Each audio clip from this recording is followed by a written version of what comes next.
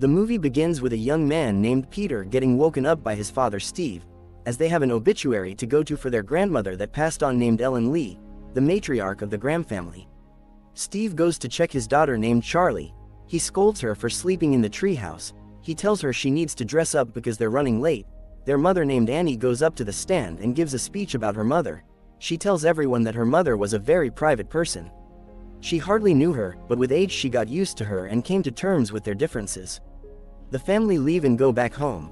Annie goes back to working on her miniature art. Steve walks in her office and asks how she's doing. Annie says she's doing fine. She's just finishing her work before her deadline.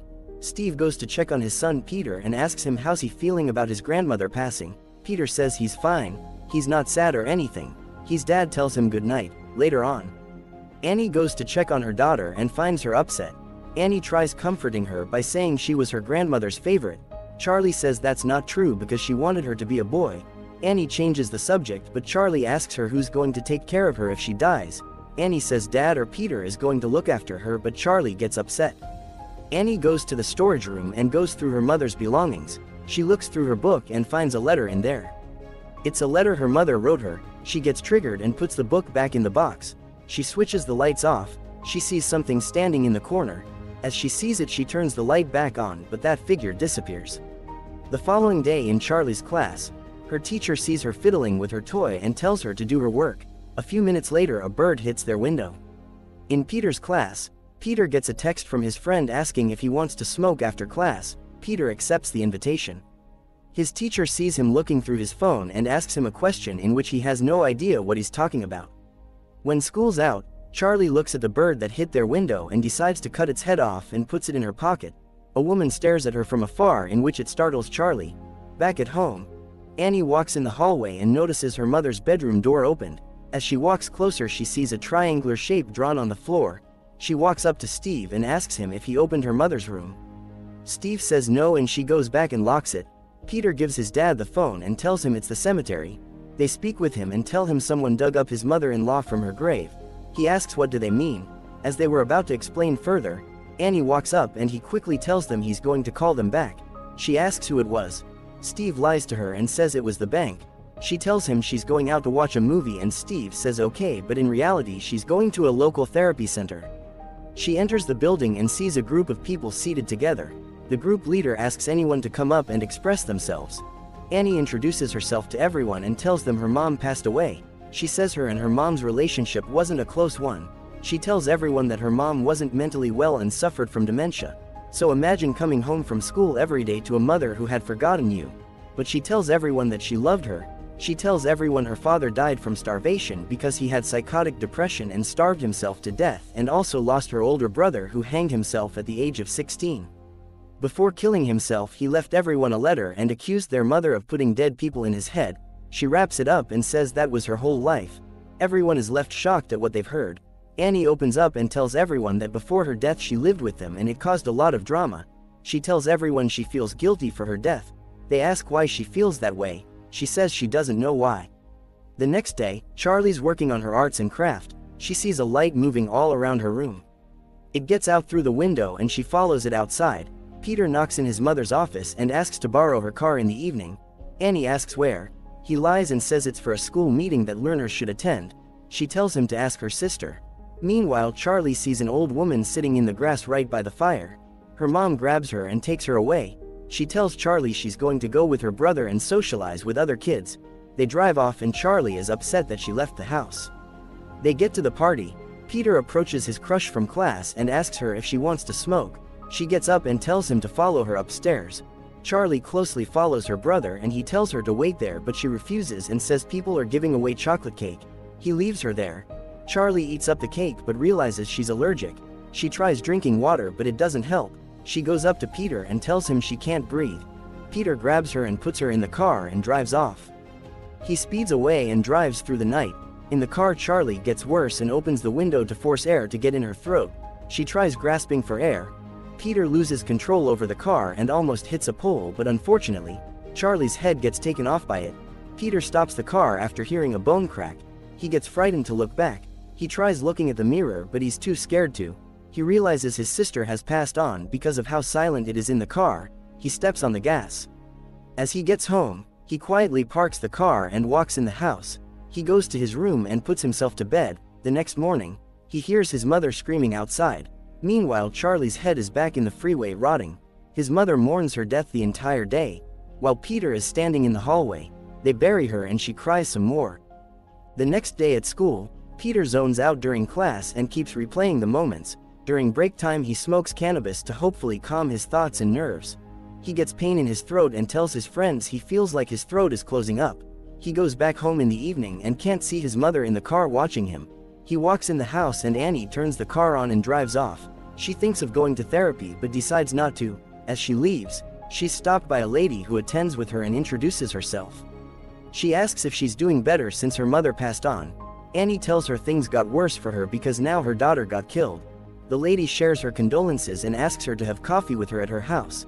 Annie refuses and tells her she has to leave. The lady stops her and says her son died. That strikes Annie and she feels sorry for her.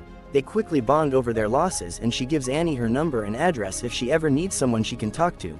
Annie thanks her and drives off. She gets home and finds Steve. He asks her where she's been. She lies and says she was at the movies.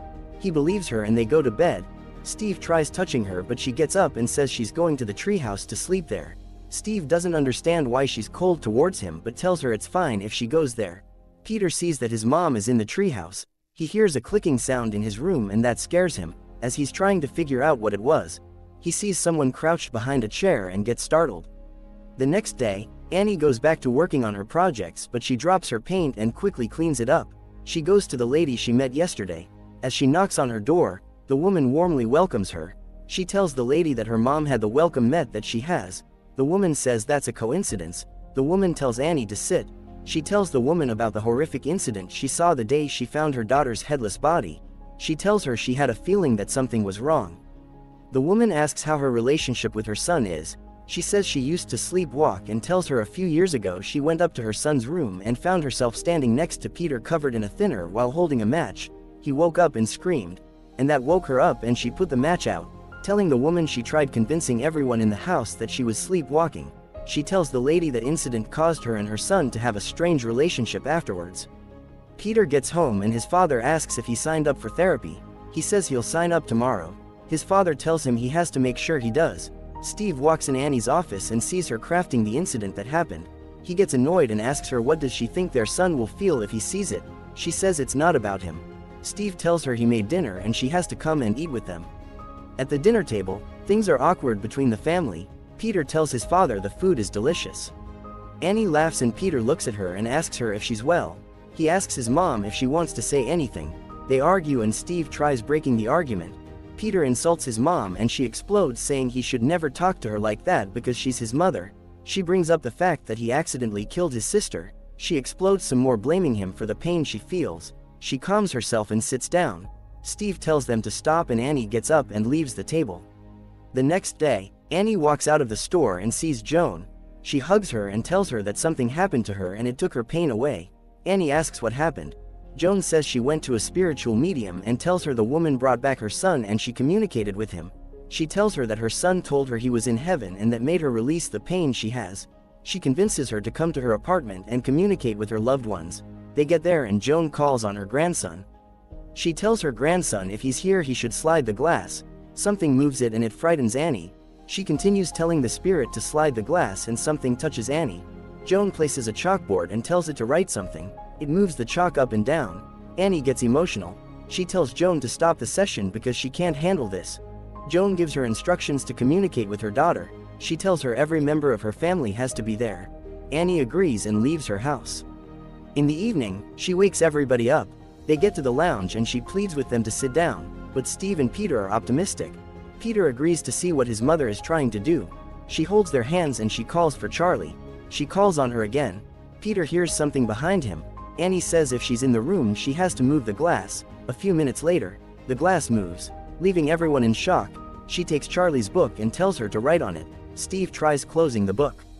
Annie forces everyone to continue but Steve refuses. Out of nowhere, glass gets broken behind them, scaring everyone. The candle fires up. Steve checks under the table and sees Annie chanting. She changes her voice into a little girl. Peter tells her to stop because she's scaring them.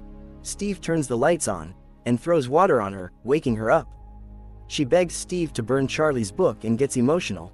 She expresses her love, but Steve realizes she needs help. She tosses the book in the fire, but Steve catches the flames. In the evening, Peter wakes up with no knowledge of what's going on. He calls his parents, but there's an awkward silence in the house. He gets up and he walks out of his room. He checks all the rooms in the house and realizes no one's home. He walks to the lounge and sees his father's body. He approaches it, not realizing his mother is behind him. He gets emotional and looks back. He sees a naked man in the doorway. He gets chased by his mother and runs upstairs while she bangs her head on the ceiling. He looks around and sees candles everywhere. He sees his photo on the floor and thinks he's dreaming. He sees his mother slicing her head off. He gets scared and jumps out the window. A light gets in him and he wakes up a king of his grandmother's cult. Make sure to like and subscribe for more notifications.